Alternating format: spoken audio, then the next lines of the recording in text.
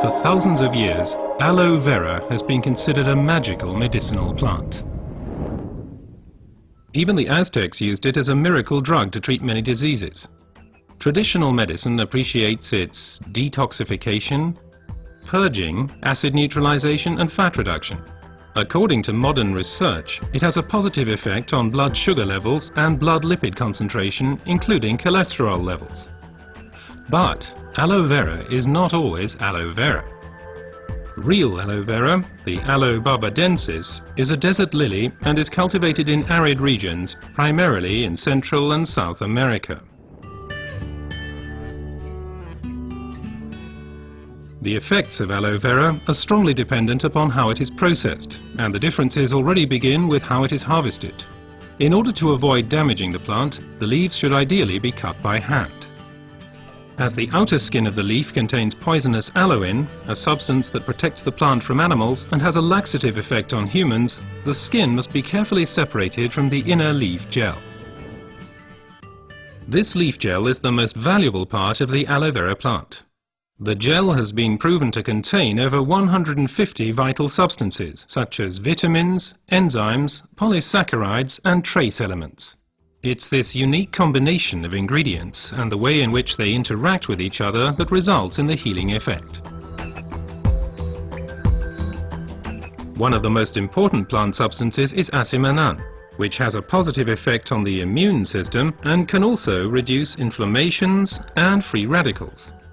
The result, the oxygen supply improves. Let's take a closer look at this fact. Blood is supplied with oxygen in the lungs and then transports it via the blood vessels into the cells. The large blood vessels branch out, becoming smaller and smaller, until they turn into tiny capillaries. Capillaries, by the way, are the smallest blood vessels. This is where the oxygen passes over from the blood vessels into the cells.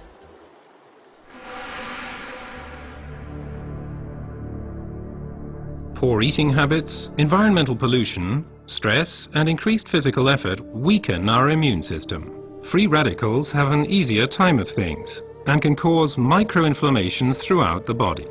These inflammations can damage blood vessels and result in a thickening of the fine capillary walls. This swelling constricts the flow of blood, slowing down the blood cells on their way through the capillaries, which, as a result, impedes the oxygen supply. And it's here that the aloe vera acts. It reduces the swelling on the capillary walls. The blood cells can flow faster again, and the oxygen supply is improved. Furthermore, toxins and impurities are removed more quickly. The latest studies have revealed that other natural substances can improve the effects of aloe vera even further. These substances primarily include silicon, but they also include evening primrose and alkaline minerals. But first let's look at silicon a bit more closely. For our bodies, silicon is life essential and a structure-building element. We already know it as quartz sand, as it occurs in stones and cement. In the body, silicon is there to stabilize our human tissue. As a supportive element, it strengthens bones, hair, nails, connective tissues, and also the walls of our capillaries. As we grow older, the capillary walls have a tendency to lose their form and resilience. They can literally collapse, interrupting the blood flow. At the worst, this can lead to a stroke or a heart attack.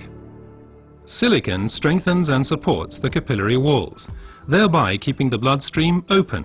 As a result, the erythrocytes can now supply the cells with oxygen more efficiently. Silicon in its original form as quartz sand cannot be absorbed at all by the human body. Alternatives can, however, be found in nature. An ideal plant-based source is the stinging nettle. It is rich in natural silicon, which can be better absorbed by humans. Optimum oxygen supply is not only dependent on the capillaries, but also on the condition of the blood itself. Only when blood is liquid enough can it pass through the narrow capillaries. For improving flow properties of blood, we have evening primrose with its polyunsaturated fatty acids and basic alkaline minerals. Polyunsaturated fatty acids make the blood thinner. They prevent the conglutination or sticking together of blood cells and thereby stop clotting of the blood. Alkaline minerals support the elasticity of the red blood cells, thus helping them to pass through the tiny capillaries more smoothly. Both help to increase the blood's rate of flow and thus contribute to maintaining an optimum oxygen supply. So let's review the main points again. The supply of oxygen to our cells is a vital prerequisite for our overall health and also helps to safeguard us against serious illnesses. Aloe vera, with its decongestant effect, improves the oxygen supply. Silicon strengthens the vessel walls and keeps the bloodstream open. Reinforcement comes from evening primrose and basic alkaline minerals. What traditional medicine has known for a long time has now also been confirmed by modern research.